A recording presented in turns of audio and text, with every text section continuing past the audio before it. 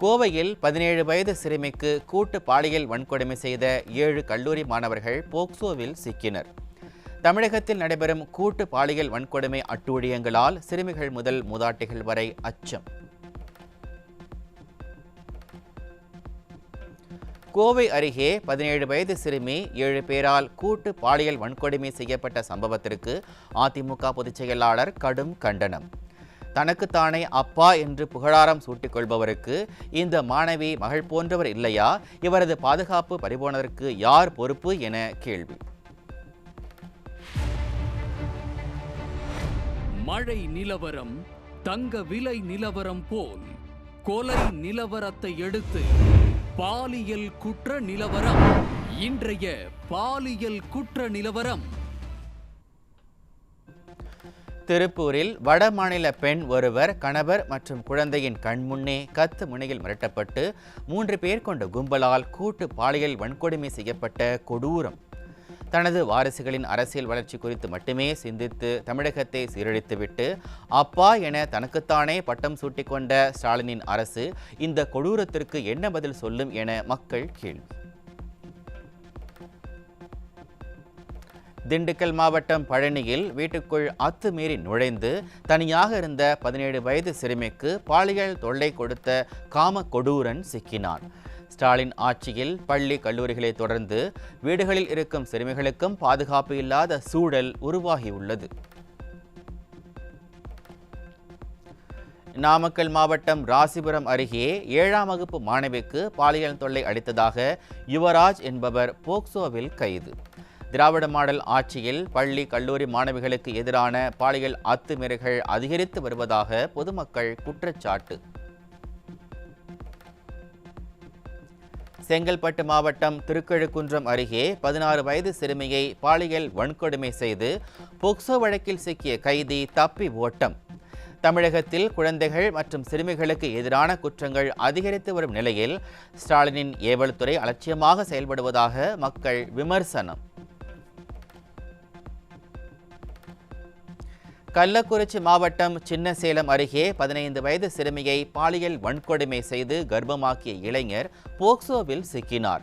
குழந்தைகள் மீதான வன்கொடுமைகளை தடுக்க நடவடிக்கை எடுக்காமல் ஸ்டாலின் அரசின் சமூக நல்வாழ்வுத்துறை ஆழ்ந்த உறக்கத்தில் இருப்பதாக பொதுமக்கள் குற்றச்சாட்டு. திருச்சி மாவட்டம் ஸ்ரீரங்கத்தில் 2ஆம் வகுப்பு மாணவிக்கு பாலியல் தொல்லை அளித்த ஆசிரியர் போக்சோவில் சிக்கினார். திமுக ஆட்சியில் பள்ளி கல்வித்துறையின் அலட்சியத்தால் மாணவிகளுக்கு எதிரான குற்ற சம்பவங்கள் தொடர்ந்து அதிகரித்து வருவதாக மக்கள் குற்றச்சாட்டு. ராமநாதபுரம் மாவட்டம் மேலமுந்தல் கிராமத்தில் அரசு பள்ளியில் மாணவிகளுக்கு தலைமை ஆசிரியர் பாலியல் தொல்லை அளிப்பதாக புகார். திமுக ஆட்சியில் பள்ளி மாணவிகளுக்கு எதிரான குற்றங்கள் தொடர்ந்து அதிகரித்து வருவதால் பள்ளிக்கு செல்லவே அச்சப்படும் மாணவிகள். நாகர்கோவிலில் பிரபல ஹோட்டல்களில் மசாஜ் செய்வதாக கூறி சப் இன்ஸ்பெக்டர்களையே விபச்சாரத்திற்கு அழைத்த 5 பேர் சிக்கினர். திமுக ஆட்சியில் காவல்துறையினரை கூட பாலியலுக்கு அழைக்கும் அவலநிலை ஏற்பட்டிருப்பதாக மக்கள் வேதனை.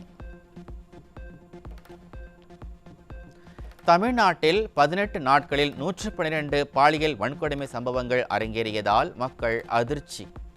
112 வழக்குகளில் 80 போக்சோ வழக்குகள், 32 பெண்களுக்கு எதிராக இழைக்கப்பட்ட பாலியல் அநீதி வழக்குகள் பதிவு செய்யப்பட்டுள்ள அவலம். வேலூரில் பெண் மருத்துவரை கடத்தி கூட்டு பாலியல் வன்கொடுமை செய்யப்பட்ட வழக்கில் சிறுவனுக்கு 20 ஆண்டுகள் சிறை தண்டனை. ஏற்கனவே 4 பேருக்கு 20 ஆண்டுகள் சிறை தண்டனை விதிக்கப்பட்ட நிலையில் 5வது குற்றவாளியாக அறிவிக்கப்பட்ட 17 வயது சிறுவனுக்கு 20 ஆண்டுகள் சிறை தண்டனை விதித்து வேலூர் நீதிமன்றம் தீர்ப்பு.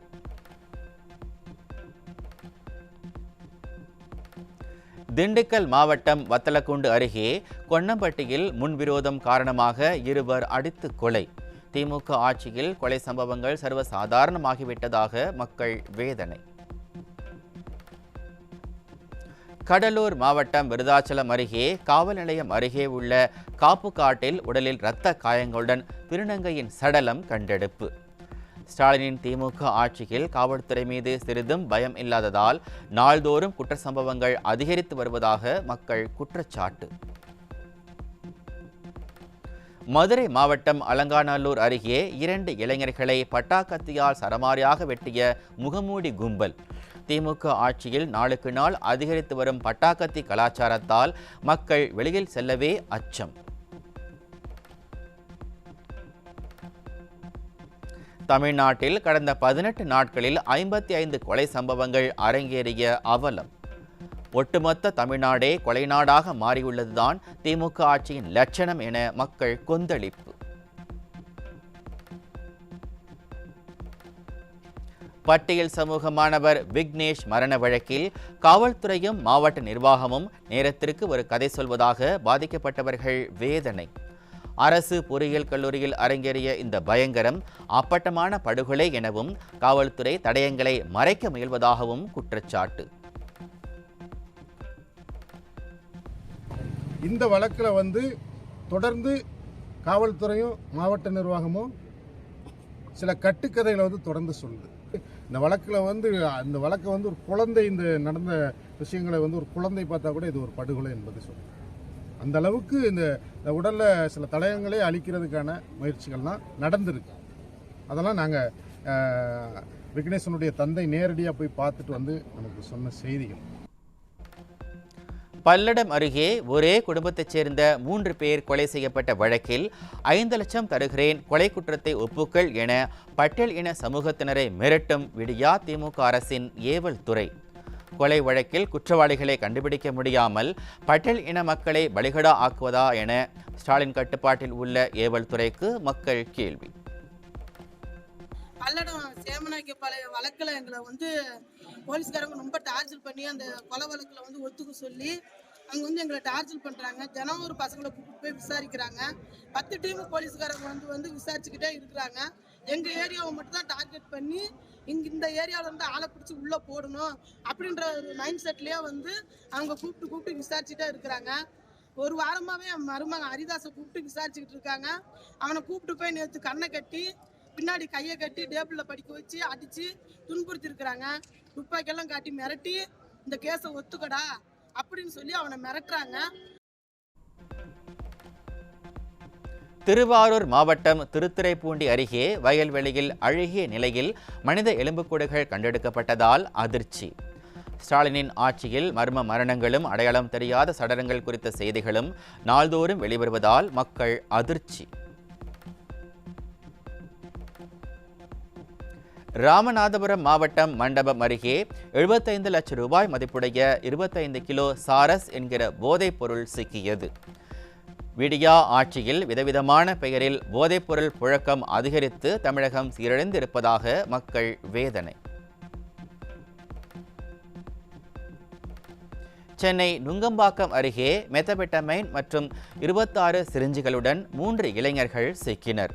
நிர்வாக திறனற்ற ஸ்டாலின் ஆட்சியில் தலைநகர் சென்னையில் போதைப் புழக்கம் அதிகரித்து இளைஞர்களின் எதிர்காலம் சீரழிந்து வருவதாக மக்கள் வேதனை. கோவை மாவட்டம் சூலூர் பகுதியில் விற்பனைக்காக வைக்கப்பட்டிருந்த கஞ்சா சாக்லேட்டுகள் சிக்கின.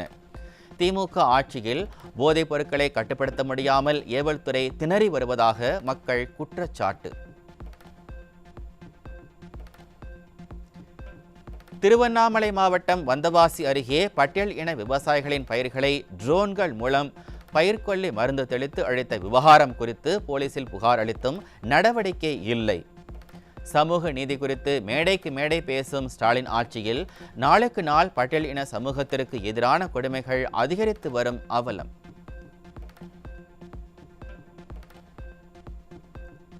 சேலம் மத்திய சிறையில் கைதிகளுக்கு செல்போன் மற்றும் கஞ்சா சப்ளை செய்த சிறை காவலர் பணியிடை நீக்கம். ஸ்டாலினின் திமுக ஆட்சியில் சிறை காவலரே கைதிகளுக்கு போதைப்பொருள் விற்பனை செய்யும் அவல நிலை தொடர்கதையாகி வருவதாக மக்கள் குற்றச்சாட்டு. காஞ்சிபுரம் மாவட்டம் உத்திரமேரூர் மற்றும் மாகரல் பகுதியில் விற்பனைக்காக கடத்தப்பட்ட 8 கிலோ கஞ்சா சிக்கியது. திமுக ஆட்சியில் நாளுக்கு நாள் அதிகரித்து வரும் போதைப்பொருள் புழக்கத்தை கட்டுப்படுத்த முடியாமல் போலீசார் வேடிக்கை பார்த்து கொண்டிருக்கிறார்களா என மக்கள் கேள்வி.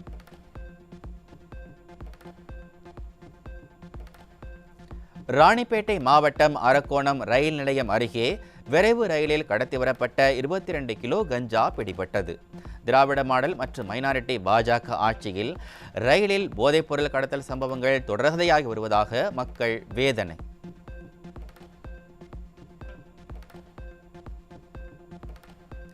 திருச்சி மாவட்டம் திருவெரும்பூர் அருகே விற்பனைக்காக பதுக்கி வைக்கப்பட்டிருந்த கஞ்சா சிக்கியது. திமுக ஆட்சியில் அதிகரித்து வரும் போதைப்பொருள் விற்பனை கட்டுப்படுத்தப்படாமல் உளவுத்துறை ஒருங்கிக் கொண்டிருப்பதாக மக்கள் காட்டம். சென்னையை அடுத்த தாம்பரத்தில் இருவேறு பகுதிகளில் கஞ்சா விற்பனையில் ஈடுபட்ட 3 பேர் சிக்கினர். திமுக ஆட்சியில் தலைவிரித்து ஆடும் போதைப் பொருட்களை கட்டுப்படுத்த போவது எப்போது என மக்கள் கேள்வி. நாமக்கல் மாவட்டம் குமாரபாளையத்தில் விபத்தை ஏற்படுத்திவிட்டு சென்ற காரை பொதுமக்கள் துரத்தி பிடித்தபோது காரில் கடத்திச் செல்லப்பட்ட 266 கிலோ குட்கா பொருட்கள் சிக்கின. திமுக ஆட்சியில் காவல்துறையின் மீது சிறிதும் பயம் இல்லாததால் போதைப்பொருள் கடத்தல் சம்பவங்கள் தொடர்ந்து அதிகரித்து வருவதாக மக்கள் குற்றச்சாட்டு.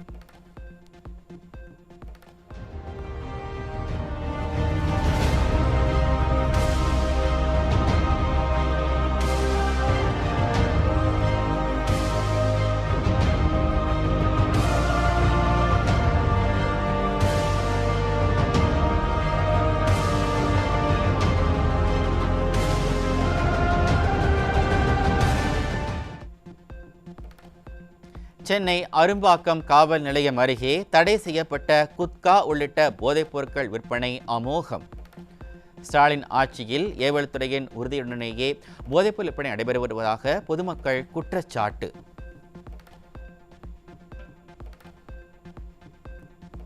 தமிழ்நாட்டில் பதிவு செய்யப்பட்ட சைபர் குற்றங்கள் கடந்த 2 ஆண்டுகளில் 2.5 மடங்கு அதிகம்.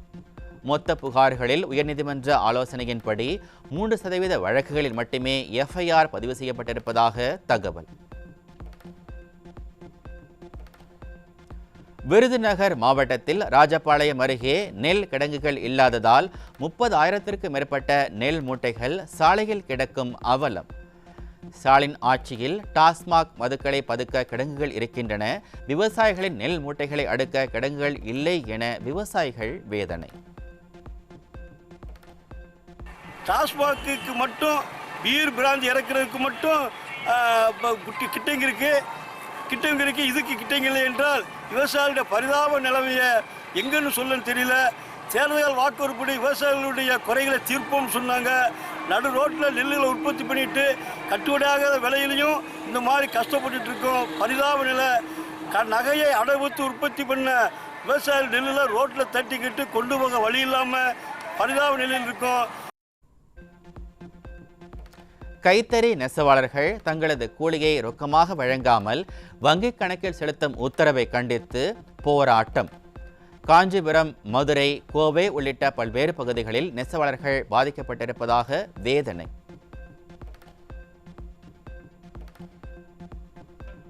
நீலகிரியில் 1 கோடி ரூபாய் வரை மோசடி செய்த போலி அதிகாரி சிக்கினார். ஸ்டாலினின் ஆட்சியில் நிர்வாக சீர்கேடுகளை பயன்படுத்திக் கொண்ட போலி அதிகாரி போலி பணி நியமன ஆணைகளை வழங்கி பலரிடம் லட்சக்கணக்கில் லஞ்சம் வாங்கியுள்ளார். தமிழகம் முழுவதும் வட்டாட்சியர் அலுவலகத்தை பூட்டிவிட்டு வருவாய் அலுவலர்கள் பணி புறக்கணிப்பு போராட்டத்தில் ஈடுபட்ட அவலம். தேர்தல் வாக்குறுதியை நிறைவேற்றாத ஸ்டாலின் அரசை கண்டித்து நாள்தோறும் அரசு ஊழியர்கள் நடத்தும் போராட்டங்களால் பொதுமக்கள் அவதி.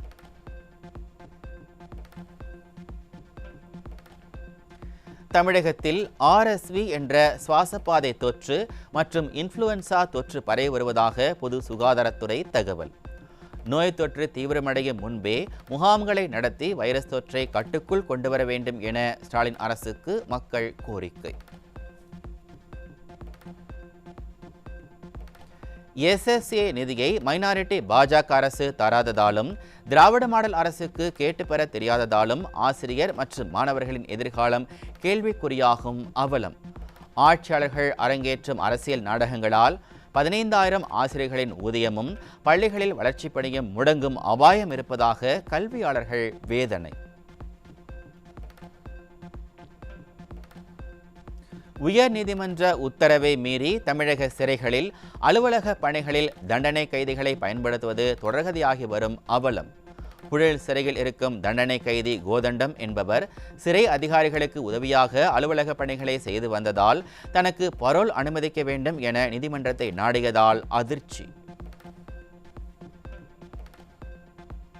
மத்திய அரசு செயல்படுத்தும் திட்டங்களுக்காக மாநில அரசுகளுக்கு வழங்கப்பட்ட நிதியில் 62% அதாவது 1.5 லட்சம் கோடி ரூபாய் பயன்படுத்தப்படாமல் தேங்கியிருப்பதாக தகவல். இந்தியாவில் பெரும்பாலான மாநிலங்களில் ஆட்சியை பிடித்துவிட்டோம் என பெருமை பேசும் மைனாரிட்டி பாஜக கும்பல் மக்கள் நலத்திட்டங்களை முறையாக செயல்படுத்துவதில்லை என்பது அம்பலம்.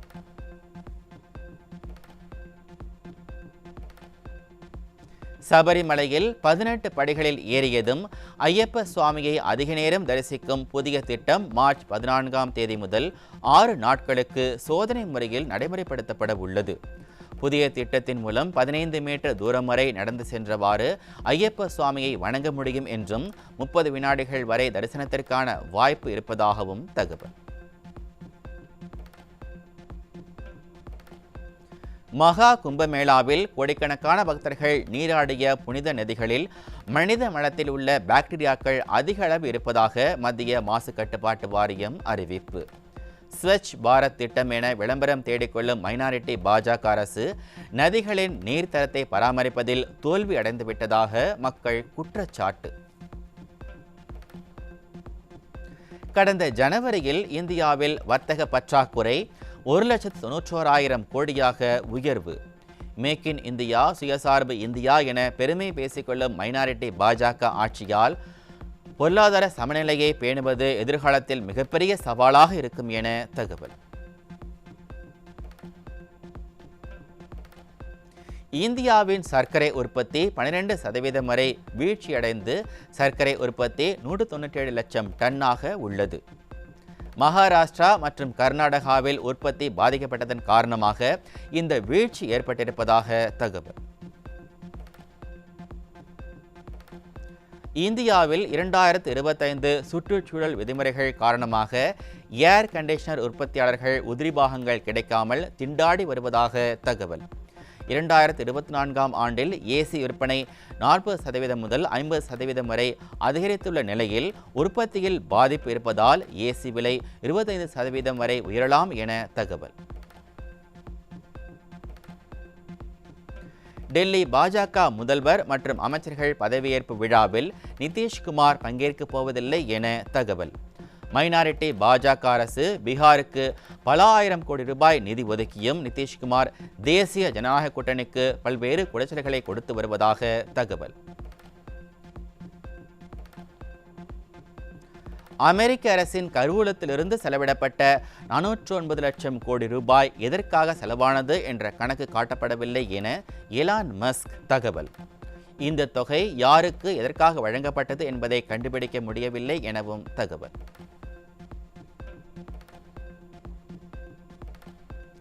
ஒன்பதாவது ICC சாம்பியன்ஸ் கோப்பை கிரிக்கெட் போட்டி இன்று முதல் தொடங்குகிறது.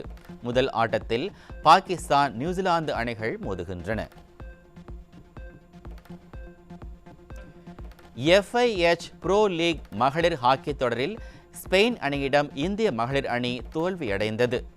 போட்டியின் தொடக்கத்தில் முன்னிலையில் இருந்த இந்திய அணி, இந்திய மகளிர் அணி இறுதியில் 3-4 என்ற புள்ளிகள் கணக்கில் தோல்வி.